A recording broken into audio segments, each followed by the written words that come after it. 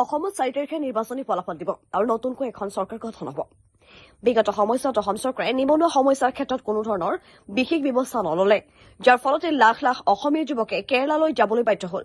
কি পৰিস্থিতিত কাম হাজিৰালৈ অসমীয়া যুৱকে বহিৰাজ্যত জীয়াই আছে, তাক ভুক্তভোগীয়েহে উপলব্ধি কৰিব পাৰিব। এনেকুৱা এজন যুৱকে কেৰালাত কাম কৰিবলৈ গৈ পিছত অসমলৈ আহি কি কৰিছে, তাক আমি দেখুৱাইছো। ৰঞ্জন গগৈ, ধেমাজি জিলাৰ চিচিবৰগাঁও সমষ্টিৰ মাছখোৱা কেচেৰুগুৰিত ঘৰ। যুৱকজনে কেৰালাৰ পৰা অসমলৈ আহি দুখন তাঁতশালেৰে জীৱন সংগ্ৰামত লিপ্ত হৈছে। অসম চৰকাৰে নিবনুৱা সমস্যাক গুৰুত্ব নিদিয়াৰ বাবেই ৰঞ্জনে আক্ষেপ প্ৰকাশ কৰিছে। অসমৰ ৰাজ্যে নিবনুৱা সমস্যাটোক গুৰুত্ব দি জনমত প্ৰকাশ কৰিবলৈ আহ্বান জনাইছে। লগতে নতুন চৰকাৰ বাস্তৱত নিবনুৱাক সকলক কেনেকৈ নিয়োগ দিব পৰা পৰিৱেশ ৰচনা কৰিব পাৰিব তাক প্ৰকাশ কৰিছে গীত মাতেৰে। মোৰ নাম ৰঞ্জন গগৈ, মোৰ ঘৰ ধেমাজি মাছখোৱা কেচেৰুগুৰি গাঁও। মই গোটেই জীৱনটো কেৰালা, অন্ধ্ৰপ্ৰদেশ, চেন্নাই এইবিলাক জেগাত থাকোঁতে গ'ল।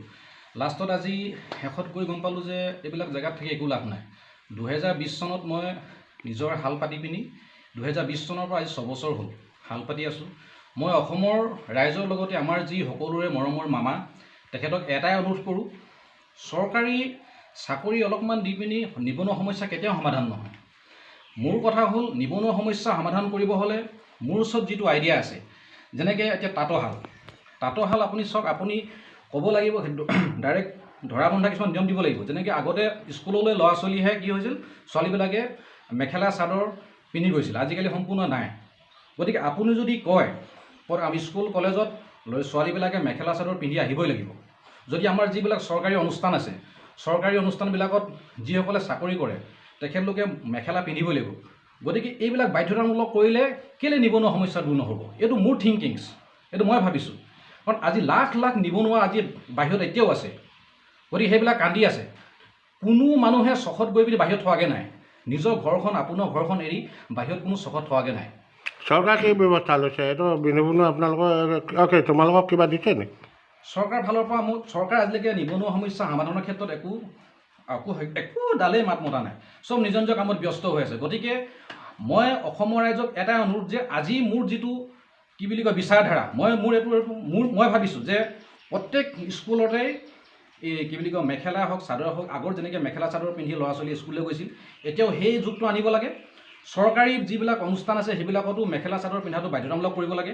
এইটো অসমৰ ৰাইজে এতিয়া এইটো মোৰ থিংকিংহে, অসমৰ ৰাইজে বেলেগ বেলেগ ভাবিব পাৰে। গতিকে যাৰ যেনেকুৱা বিচাৰধাৰা, এনেই ভাত খোৱা শাক খোৱা কিছুমান ভিডিঅ' বনাই ফেচবুকত ইউটিউবত দি একো লাভ নাই। আমাৰ মেইন সমস্যাটো হৈছে নিবনুৱা সমস্যা। নিবনুৱা সমস্যাৰ সমাধান কেনেকৈ কৰিব পাৰি তাৰ প্ৰশ্ন উত্তৰ বিচাৰিব লাগে। আগতে আমি পঢ়িছিলোঁ কি, এজনে একেবাৰে নোৱাৰিলে 100 বাৰে কৰা, এজনে যদি নোৱাৰা কাম 100 জনে যদি মিলি কৰা হয় ন, সেইটো ছাকচেছফুল বনাইছে, ফেচবুকত দিছে, কিবা দিছে। কিন্তু নিবনুৱা সমস্যালৈ কোনো এটা ভিডিঅ' নবনায়। মই বহুত ভিডিঅ' বনাইছোঁ, চোৱা মানুহ নাই। গতিকে অসমৰ ৰাইজক এটাই অনুৰোধ, আপোনালোকৰ যিবিলাক চিন্তাধাৰা বিচাৰধাৰা, আপোনালোকৰ নিজৰ আইডিয়াটো দিয়ক চৰকাৰৰ আগত। চৰকাৰে নিশ্চয় ভাবি চাব, এইবিলাক আইডিয়া। কাৰণ আজিকালি যিবিলাক MLA হওক, বিধায়কে কিবা হওক, দুনীয়াভৰ প্ৰেছাৰত থাকে। সিহঁতে আকৌ এক্সট্ৰাকৈ নিবনুৱা সমস্যা সমাধানৰ চিন্তা কৰিবলৈ সময় নাই।